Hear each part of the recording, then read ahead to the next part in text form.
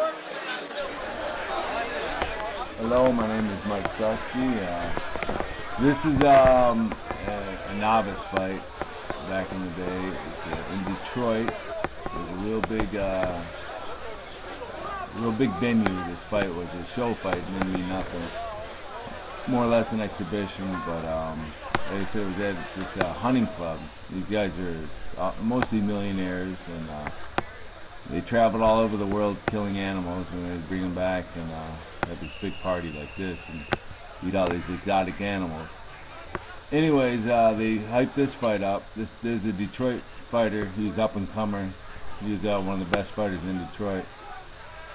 For his age bracket, they had a lot of high hopes for him, and they kind of promoted this fight as the main event of the night. And me and him go at it. It's one of my best rounds ever because this guy could fight. And he had arms down to his knees, and he knew how to box really good. And this is the second round. One of the best. To me, it's probably the best amateur round I ever had. And I had some good ones. And he gets his shirt ripped off there, but my arm got caught in there, ripped his shirt off. They fix him back up, and we go at it after this.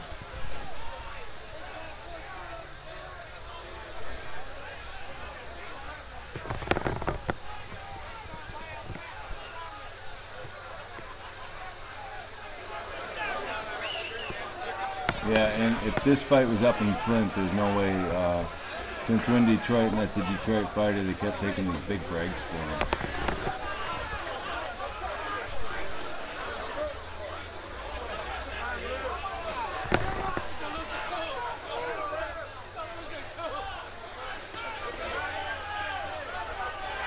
As you can see, I just want to get in on him, I want to get inside his reach, work him over just like we do now, toe to toe.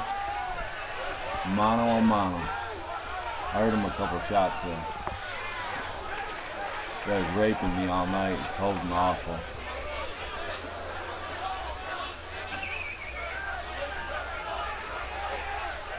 I'm really breaking him down right up against the body.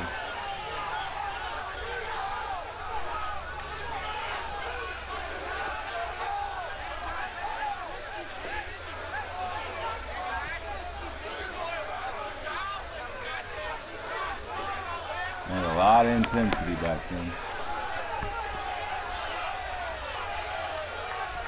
Actually fall to a knee coming up.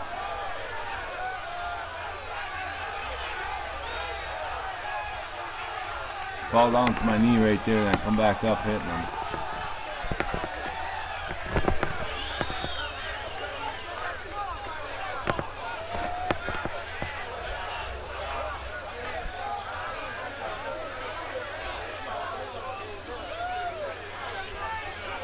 Caught him with some good body shots where he pretty much knocked the wind out of him. He just spit his mouthpiece out.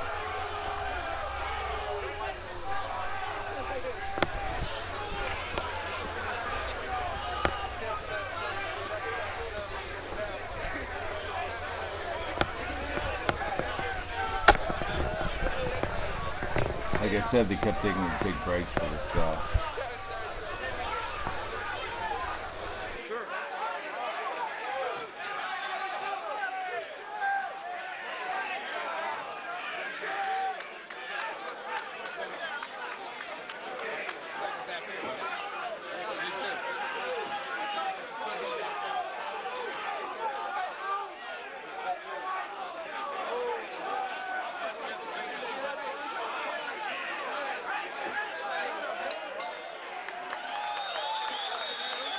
So now, you saw my training, and that's what I ate, slept, and lived, was training. This is me training. I'm almost 40 years old, and we're going to go over the basic foundation of boxing, shadow boxing, bag drills, sparring, and running. It's universal. All that BS you see on TV or in different movies, boxers training, and this is all BS.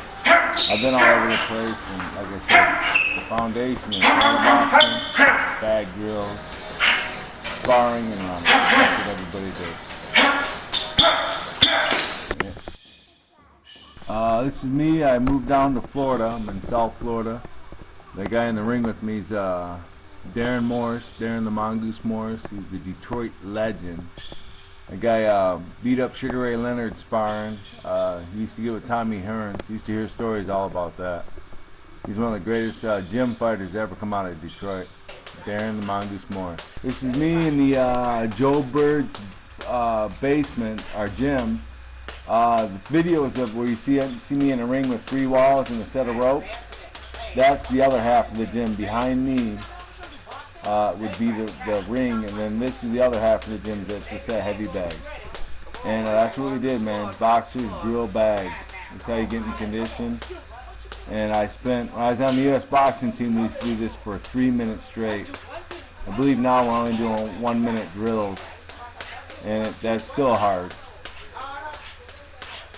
And that's what man, I must have done that for at least 24 hours straight over my life. That is brutal. That will hurt you bad.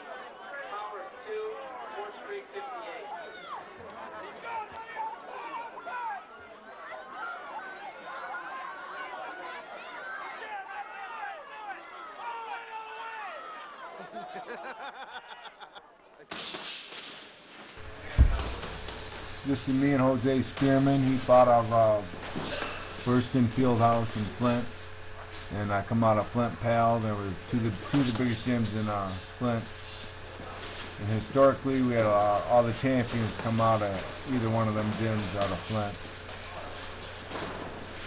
Jose went on and had some title fights in the pros, and Bean, Ed Kendall, was out of Burston too, and he was my nemesis. We fought quite a few times in the amateurs. We had some exhibitions. And Bean was a really good fighter. There were really good guys out of that gym too. Me and Jose here were good buddies back in the day too.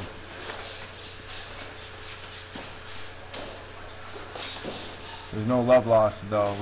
We'd go at it. One time he dropped me with a body shot. Hard too, boy. Man, it just hurt awful.